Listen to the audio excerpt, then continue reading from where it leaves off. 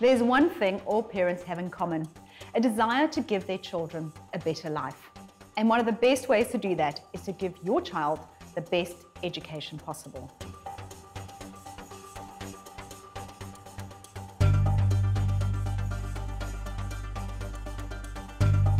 To provide some context, the cost of a university degree such as a BCom or BSc is around 52,000 Rand a year.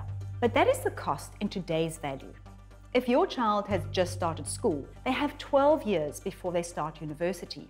Assuming education costs increase by around 6% a year, by the time they start university, it will cost 103,000 Rand per year, which means that a 4-year degree will cost 454,000 Rand. If you had to break that down into monthly payments, you would be paying nearly 9,500 a month.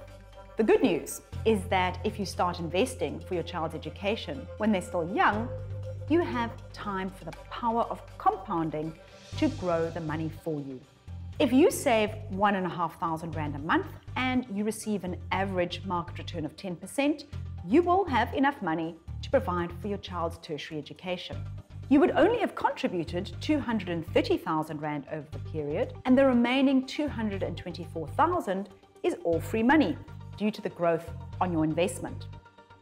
Start with what you can afford and commit to increasing that contribution by 10% each year. If you start with 900 Rand a month and you keep increasing your contributions by 10%, you'll still reach your target.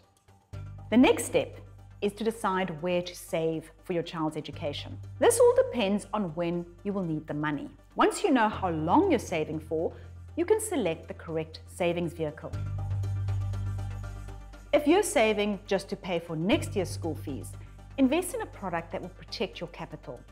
Any investment of less than 5 years should be in a high-interest bank account, money market fund, or retail bond. While the interest earned would only be around 4 or 5% a year, your capital is not at risk in the short term. If you're saving for your child's fees in 5 years' time or longer, you will need an investment that can beat inflation. This would need to include exposure to the stock market through an investment like a unit trust or an exchange-traded fund. Over time, these funds can deliver an average annual return of 10% or more, but in the short term, stock markets can go up and down, which is why this is not for next year's school fees. You don't need to guess which will be the best performing shares. You just need a low-cost investment that will deliver market returns that compound over time. Just remember, the earlier you start, the more funds you will have to educate your child.